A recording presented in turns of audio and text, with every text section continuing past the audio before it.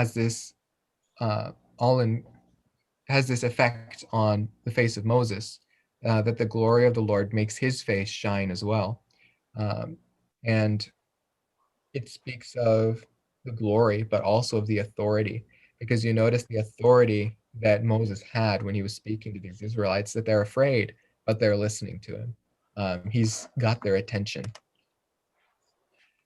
And from the book of Revelation, we see in the eternal state that the city has no need of the sun or of the moon to shine on it, for the glory of the Lord has illuminated it, and its lamp is the Lamb. Uh, this is one of the uh, more fascinating aspects, I think, of the eternal state, is that there will be no sun and moon, because we have that sun and moon in the Lamb, who's Christ. Um, the eternal state can be uh, tricky, I think, to understand. I think most people, when they're looking toward for future events, they see only the future's eternal state. They don't see the millennial kingdom. Um, so I've made some efforts here to distinguish between them. First of all, the difference between the eternal state and our current world here. And this is taken from Henry Morris's book, The Genesis Record, and I got this from Dr. Andy Woods. So Eden is a probationary environment where we've got the division of light and darkness, but in the eternal state we have no night. We have the division of land and sea, and in the eternal state there is no sea. We have sun and moon, but in the eternal state, no sun and moon. The garden versus the city, and that's the city of Jerusalem that will come in its glory in chapter 21. We have a river flowing out of Eden, and then we have the river flowing from the throne in the eternal state. There is gold in the land and gold in the city. And this is a big one, the tree of life in the middle of the garden. That was, remember, Adam and Eve were kicked out of the garden so that they couldn't have access to that tree of life. Well, in the eternal state, we have the tree of life throughout the city, not just a single tree, but all throughout this city is the tree of life. We have bdellium and onyx stones mentioned in Genesis, and we have all manner of stones. In fact, it goes on quite a bit talking about the different colors and qualities of these stones. And we have God walking in the garden. Only one time we have mentioned in Eden, but we have God actually dwelling or tabernacling with his people in the eternal state. So you can see that these environments are very different, but they kind of parallel each other. And we'll see those in chapters 21 and 22 when we look at the eternal state. But the eternal state, let's see, is not the same as the kingdom. The kingdom, which is yet future, happens after the tribulation, but before that eternal state. And that is what the majority of Old Testament prophecy speaks about, is the kingdom. It's the eternal state is brought out more in Revelation. In fact, this kingdom, the Millennial Kingdom, is only mentioned for 10 verses in the book of Revelation, and the eternal state gets 2 chapters. Because the kingdom is very well defined already in Old Testament scriptures, and what is not fulfilled yet, we expect to be fulfilled during that time. The only new information we get in the book of Revelation about this millennial kingdom is the length of time, that it'll be 1,000 literal years. So the Old Testament prophets, in describing this kingdom, they say that it is established by God, that it is eternal, Christ's direct rule over this kingdom. It is earthly, that the land promises from Genesis will be realized, that Israel will be prominent and preeminent on the earth, that prayers will be immediately answered. I know that this is one where just this one alone shows us that we're not currently in the kingdom, because how many of us pray again and again and again and again for things, and we're wondering, why isn't my prayer being answered?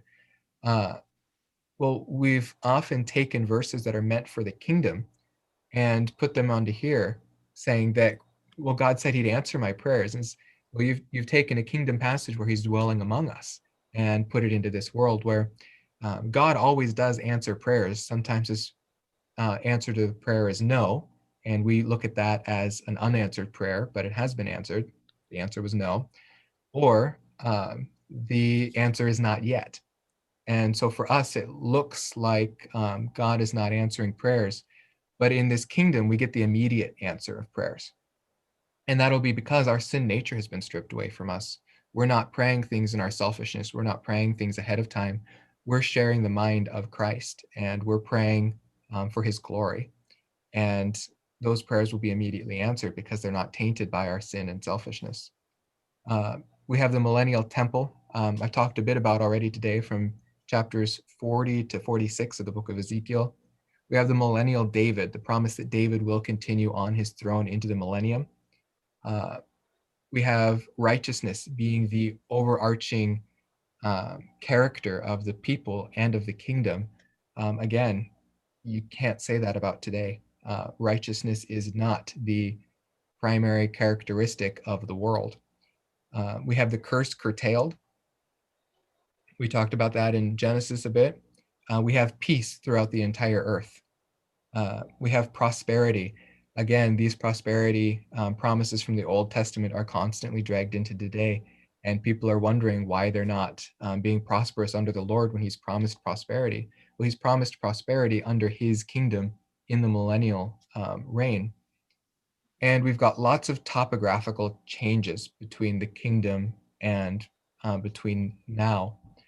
Uh, but let's look specifically, this is the last one, at the difference between that millennial kingdom and the eternal state. And this comes directly from Dr. Andy Woods. Uh, so in the millennium, we have sin restrained, where Satan is put away for those 1,000 years, but he's not been destroyed. That final loosing of his power on earth has not yet come. But in the eternal state, we have sin removed, where it has been destroyed, thrown into the lake of fire. In the millennium, we have the curse restrained, and in the eternal state, we have the curse removed. So damaging was the curse on this world that it can't just be stripped from the world, but the world itself will perish. Uh, the the words used for the new heavens and the new earth speaks of a completely new creation.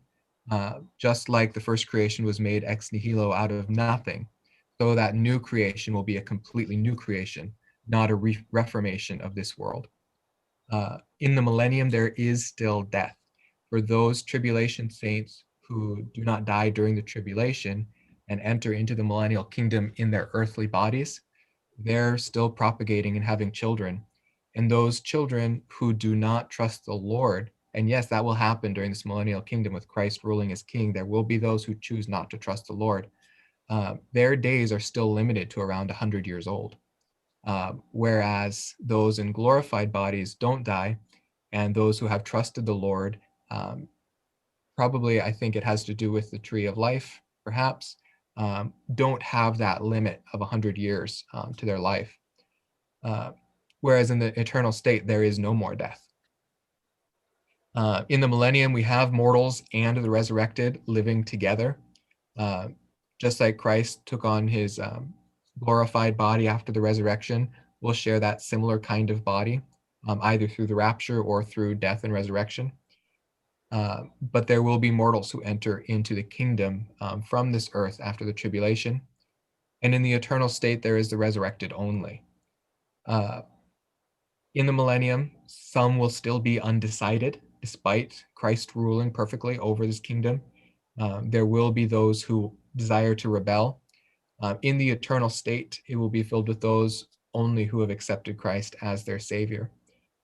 In the millennium, we have a renovation. In the eternal state is a recreation. The millennium is temporary, only for 1,000 years. It has a time limit. And the eternal state is eternal. In the millennium, it is transitional, moving us from this world into that eternal state. And in the eternal state, it is non-transitional, but eternal. So hopefully that is a preview of the difference between the millennium and the eternal state, and the difference between today and the millennium. So we look at at our future as promised through Scripture and through the Revelation, as not not just passing from this life into the next and going on to clouds and playing harps. Uh, there is an actual earthly time period prepared for us after this one. So all those earthly promises or earthly desires that we have, that we feel have been given to us by God, those don't remain unfulfilled, just unfulfilled in this life. Uh, but just like Abraham, rather than taking his spoil from the king of Sodom, chose to glorify the Lord through King Melchizedek's blessing. Uh, so we don't seek our reward on this earth, but on the next. That we will see our riches um, and our hopes and dreams realized in the presence of Christ. If they were to be realized on this earth, what a disappointment it would be, uh, because we wouldn't have that glory to give to Christ for the fulfillment of those hopes and dreams. I mean, think of all the things that you've wanted to do in this life that you haven't been able to, weren't in the position to do, not physically able to. Um, Christ will those hopes and dreams will be fulfilled so long as they are glorifying of the Lord. Um, and your only hopes and dreams will be those that glorify the Lord in this millennial kingdom. So a much fuller fulfillment than anything on this earth could be fulfilled. Um, if you want a big house here, just think of the big house you'll have, spiritual house in the millennial kingdom. Um, all right, and the last one, and this is going to go hopefully a lot faster. Looks like I got about 5 minutes. The impact that this had on Daniel, or not Daniel, uh, John. Can someone read this one from me of Ezekiel's vision of the Lord?